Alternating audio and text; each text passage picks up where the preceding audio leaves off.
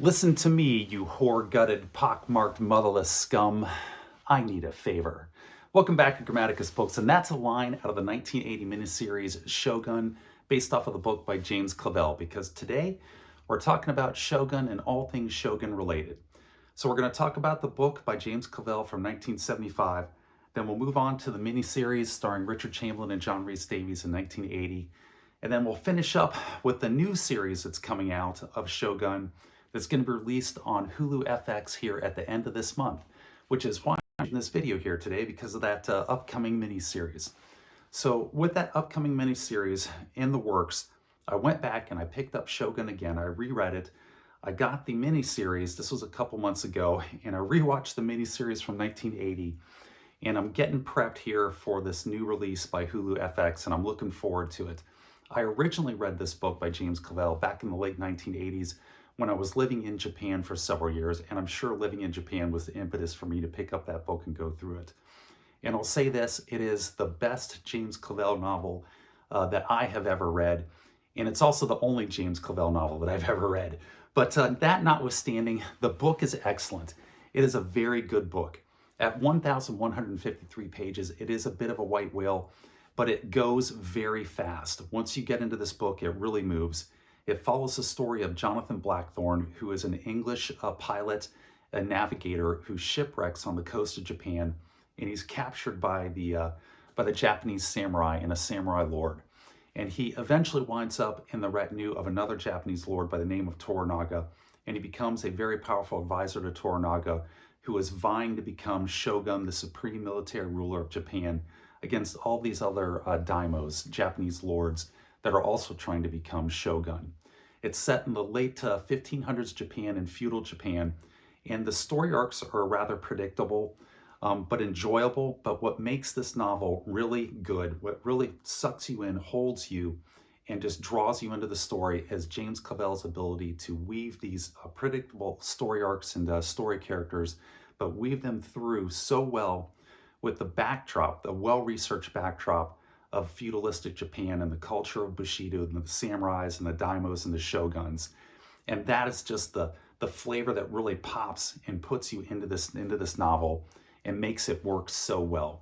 You just get drawn into the whole feudal Japanese culture, and it's done excellently, and it's done accurately as well. As historians have pointed out, the book is very accurate in its portrayal of Japanese military Bushido culture.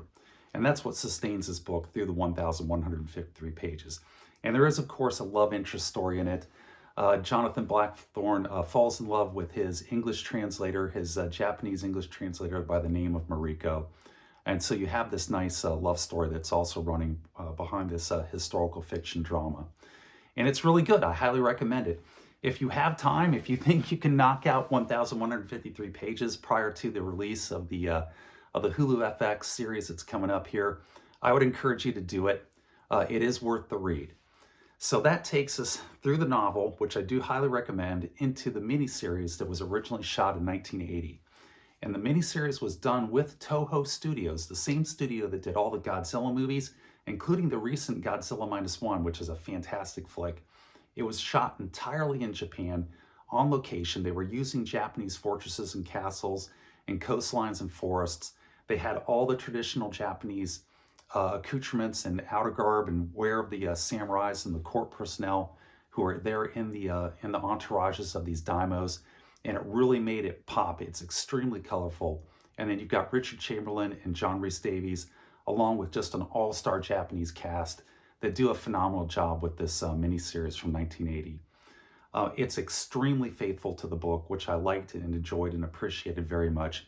Richard Chamberlain does an excellent performance as the main character, Jonathan Blackthorne, but John Rhys-Davies steals every scene that he's in as Rodriguez, the Portuguese pilot, who is simultaneously helping Jonathan Blackthorne, but then he's also on the side of the Jesuits, who are Jonathan Blackthorne's enemies in the novel as well.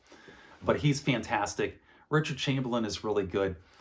Only occasionally does Richard Chamberlain's propensity to be a little over-dramatic come out, which it does happen a few times in this miniseries. But for the most part, he keeps that tamped down, and he was an excellent choice to play Jonathan Blackthorne. I would highly recommend getting this miniseries. Check this miniseries out if you can prior to the drop of the Hulu FX one so that you can compare the two.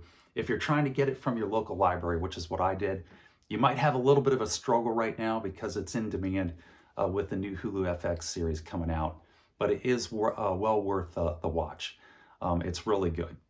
So that is my take on the 1980s miniseries. So now we're moving on to the Hulu FX series, which is going to end, or I should end, is going to start at the end of this month. There, I got my timeline straight. It looks good. The ability for TV and movie studios to shoot large action sequences, the CGI that you can use, all the new cinematic techniques that have been developed since 1980 are very apparent up in the trailer. And again, I'll put that trailer down in the description, a link to it in the description below, are all evident in that trailer.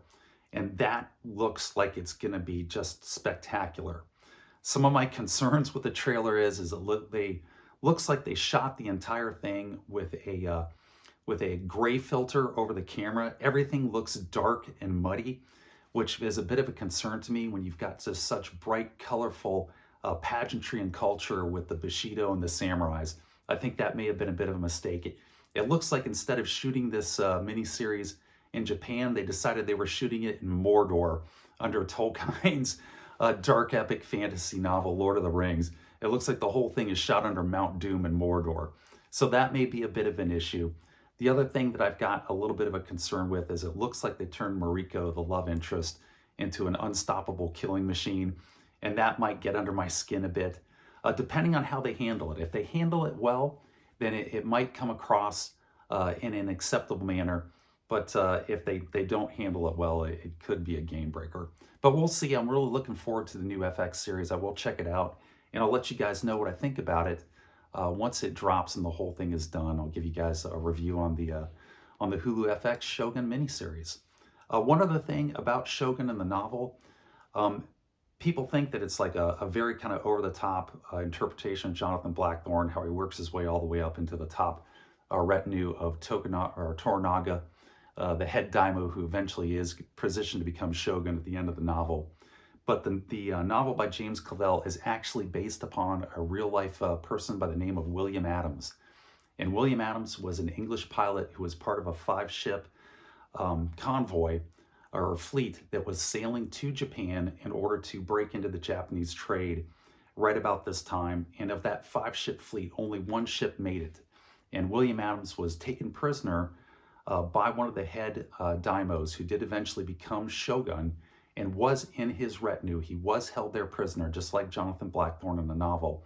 He did rise up to the highest levels within the shogun's court, just like Jonathan Blackwell, and he started building ships, European-style ships, for the shogun, just like in the novel, which is amazing to me that you actually have a character whose real-life exploits mirror so closely the hero of James Clavell's Shogun. It's an amazing story. There's so many amazing stories from history that when you read them, you're just fascinated and amazed by the fact that these people lived these just fantastic lives, had these fantastic adventures, and this is one of them. And it happens to mirror the Shogun novel, which I thought was really interesting, and I wanted to make sure I related that to you guys as well. But that's it. This is a quick one on Shogun and the upcoming series. If you've read Shogun, I'd like to hear your guys' thoughts on it down in the comment section below. If you saw the 1980 miniseries, I'd love to hear what your guys' thoughts on it and what your guys' thoughts are on the upcoming Hulu FX series. But that's it for now, and this is Grammaticus saying take care, be safe, and I'll catch you guys next time.